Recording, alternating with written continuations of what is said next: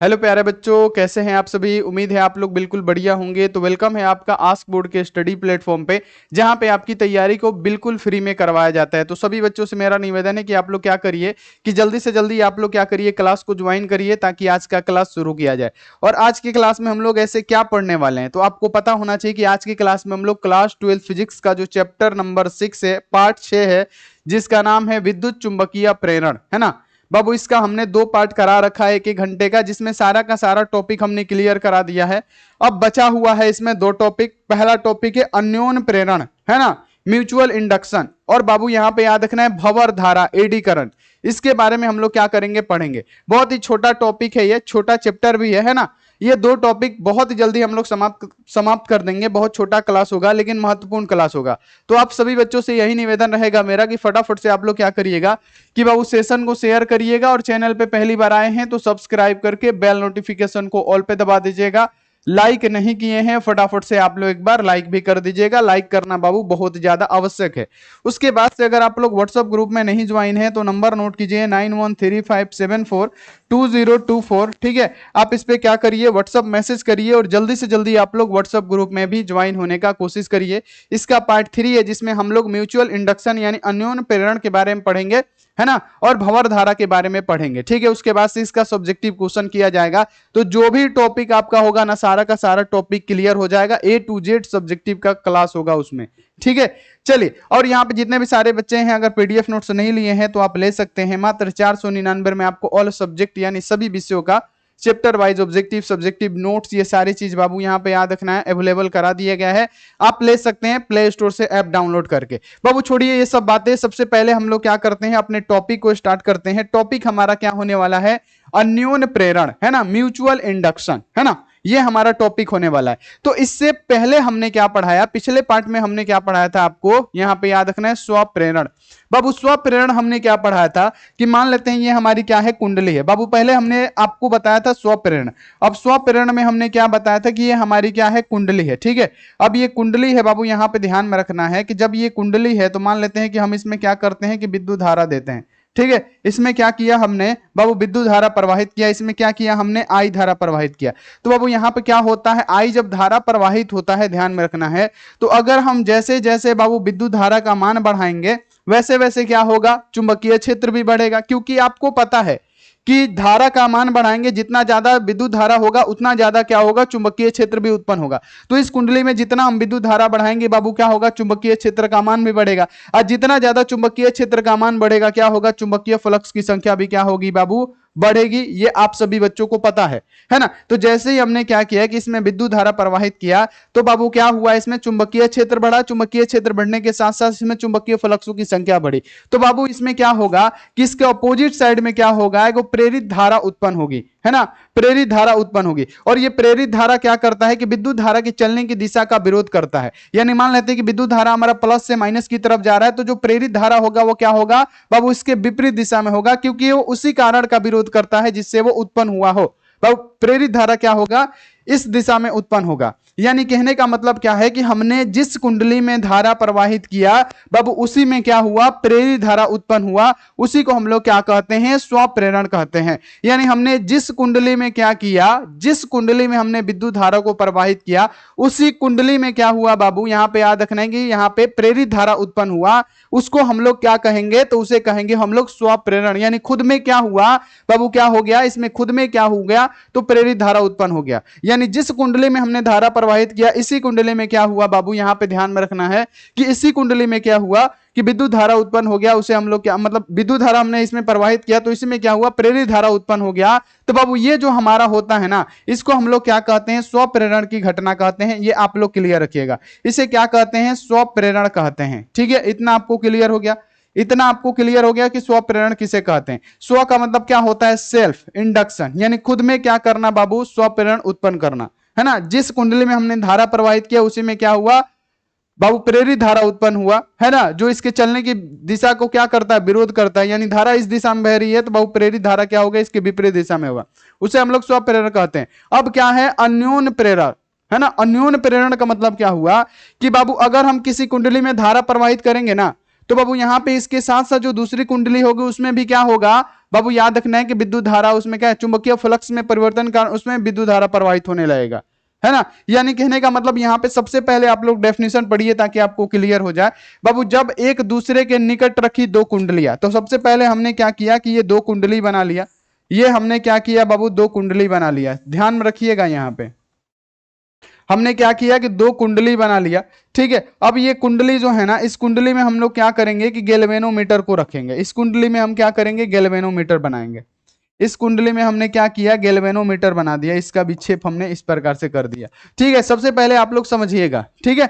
सबसे पहले यहां पे डेफिनेशन को पढ़िए ताकि आपको समझ में आए कि जब एक दूसरे के निकट रखी दो कुंडलियों में किसी एक कुंडली में प्रवाहित धारा प्राथमिक मान को परिवर्तित करते हैं, तो दूसरी कुंडली में फ्लक्स परिवर्तन के कारण विद्युत वाहक बल क्या हो जाता है, प्रेरित हो जाता है और धारा प्रवाहित होने लगती है। इस घटना को हम लोग क्या कहते हैं, अन्योन्य प्रेरण कहते हैं। यानी फिर से समझिएगा, आपको समझ में आ जाएगा कि जब एक दूसरे के निकट रखी दो कुंडलियों में से किसी एक कुंडली में प्रेरित धारा, बाबू यहां प्रवाहित धारा प्राथमिक के मान को परिवर्तित करते हैं, बाबू परिवर्तित करते हैं, तो दूसरी कुंडली में फ्लक्स परिवर्तन के कारण बाबू क्या होता है, विद्युत वाहक बल यहां पे प्रेरित हो जाता है और धारा प्रवाहित होने लगता है, और इस घटना को हम लोग क्या कहते हैं, अन्योन्य प्रेरण कहते हैं। यानी बाबू मान लेते हैं कि ये जो हमारी कुंडली है, अब इस कुंडली में हमने क्या किया, ध्यान में रखना है कि इस कुंडली में हमने क्या किया कि विद्युत धारा प्रवाहित किया। तो बाबू विद्युत धारा प्रवाहित किया, तो बाबू चुंबकीय फ्लक्स के कारण यहां पे याद रखना है कि चुंबकीय फ्लक्स में इसमें क्या होगा, परिवर्तन होगा।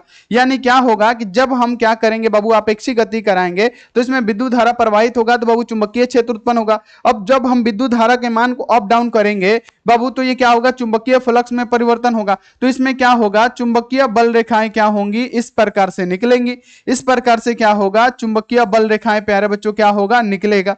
इस प्रकार से क्या होगा, चुंबकीय बल रेखाएं निकलेगी, चुंबकीय फ्लक्स निकलेगा, है ना, ये आपको पता होगा। अब इस चुंबकीय फ्लक्स के कारण क्या होगा कि बाबू हमने क्या किया कि इस कुंडली में हमने विद्युत धारा प्रवाहित किया और चुंबकीय फ्लक्स में परिवर्तन के कारण बाबू यहां पे क्या हुआ कि इसमें भी क्या हुआ, प्रेरित विद्युत वाहक बल क्या हो गया, उत्पन्न हो गया। जब हमने इसमें विद्युत धारा प्रवाहित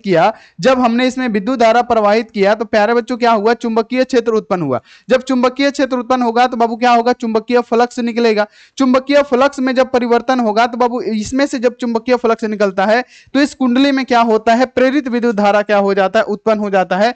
और बाबू इसी को कहते हैं क्या, और इसमें धाराएं बहने लगती है, इसी को कहा जाता है क्या, अन्योन्य प्रेरण, है ना। यानी यहां पे आप लोग सही से समझिएगा कि ये हमारा कुंडली है, ठीक है। यहां पे आप लोग सही से समझिएगा कि ये हमारा क्या है, एक कुंडली है ए, है ना, और ये कुंडली क्या है, हमने बना दिया बाबू बी, ठीक है। अब इसमें तो हमने बैटरी नहीं लगाया, इसमें हमने क्या किया, विद्युत धारा दिया। तो बाबू जब विद्युत धारा देंगे तो चुंबकीय क्षेत्र उत्पन्न होगा, चुंबकीय क्षेत्र उत्पन्न होगा तो चुंबकीय फ्लक्स भी क्या होगा, उत्पन्न होगा। और जब चुंबकीय फ्लक्स निकलेगा तो बाबू ये क्या होगा, इसके कारण इस कुंडली से भी होके गुजरेगा, चुंबकीय फ्लक्स निकलेगा तो, क्योंकि चुंबकीय फ्लक्स निकलेगा तो बाबू इस कुंडली से भी होकर गुजरेगा। तो बाबू क्या होगा कि इसमें चुंबकीय फ्लक्स के कारण प्रेरित धारा उत्पन्न होगा। जब प्रेरित धारा उत्पन्न होगा प्यारे बच्चों, तो इसमें क्या होंगी, धाराएं बहने लगेगी। और ये जो गैल्वेनोमीटर है आप लोग देख सकते हैं कि इसमें विक्षेपित बता रहा है, जबकि इसमें हम लोगों ने क्या किया है, विद्युत धारा नहीं दिया है। यानी किसी एक कुंडली के चलते यहां पे एक कुंडली के कारण दूसरे कुंडली में अगर क्या करता है कि विद्युत धारा बहने लगता है, इसी को हम लोग क्या कहते हैं, तो अन्योन्य प्रेरण कहते हैं।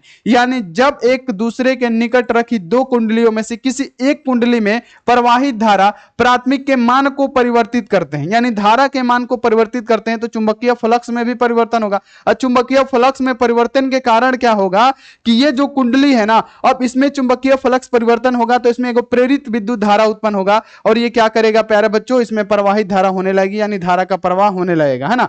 तो दूसरी कुंडली में फ्लक्स परिवर्तन के कारण, अब ये जो फ्लक्स जा रहा है, चुंबकीय फ्लक्स जा रहा है, इसके परिवर्तन के कारण क्या होता है प्यारे बच्चों कि उसमें एक विद्युत वाहक बल क्या हो जाता है, प्रेरित हो जाता है, और यह धारा प्रवाहित, उसमें क्या होता है, प्रेरित धारा उत्पन्न होता है और इसमें धारा प्रवाहित होने लगता है। इसी को क्या कहते हैं, अन्योन्य प्रेरण कहते हैं। तो ये आपको पूरा का पूरा समझ में आ गया होगा। उम्मीद है कि आप लोग समझ पा रहे होंगे टॉपिक को। बोलिए, क्लियर हो गया। फिर से समझिए कि बाबू यहां पे जब एक दूसरे के निकट रखी दो कुंडलियों में से किसी एक कुंडली में प्रवाहित धारा क्या प्राथमिक के मान को परिवर्तित करते हैं, यानी प्राथमिक कुंडली में धारा के मान को परिवर्तित किया जाता है, तो चुंबकीय फ्लक्स में भी परिवर्तन होगा। और चुंबकीय फ्लक्स में परिवर्तन के कारण जो दूसरी कुंडली है ना, इसमें क्या होगा, प्रेरित विद्युत वाहक बल उत्पन्न होगा। और जब इसमें प्रेरित विद्युत वाहक बल उत्पन्न होगा तो इसमें धाराएं क्या होगी, बहने लगेंगी, और इसी को कहा जाता है क्या, अन्योन प्रेरण। बाबू यहां पे इसको क्या कहा जाता है, अन्योन प्रेरण कहा जाता है। यानी बाबू यहां पे याद रखना है कि ये फाई यहां पे इधर लिख देते हैं, है ना, इसको मिटा के, है ना, कि यहां पे जो फाई होता है ना प्यारे बच्चों, फाई ये क्या होता है, समानुपाती होता है आई के। ठीक है, यहां पे क्लियर रखिएगा।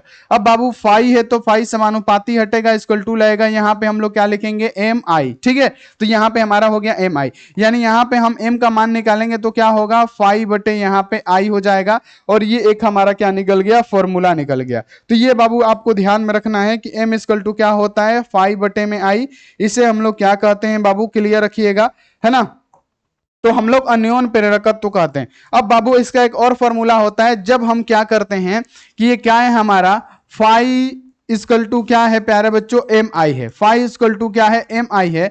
जब हम इसको क्या करते हैं, दोनों पक्षों में, है ना, याद रखना है कि दोनों पक्षों में हम लोग क्या कर देते हैं बाबू, यहां पे अवकलन कर देते हैं, है ना, अवकलन, अवकलन, है ना, अवकलन, अवकलन करेंगे तो बाबू क्या होगा, हमारा डी फाई dt के सापेक्ष, है ना, दोनों पक्षों में dt के सापेक्ष जब हम अवकलन करेंगे तो डी फाई बटे क्या होगा, dt हो जाएगा, इक्वल टू है तो इक्वल टू, फिर d बाई dt हो जाएगा। ठीक है, और यहां पे क्या हो जाएगा, एम आई हो जाएगा। बाबू डी फाई बाई dt को आप क्या लिख सकते हैं, तो e इक्वल टू हमने क्या पढ़ाया था, तो बाबू हमने पढ़ाया था क्या, डी फाई बटे dt।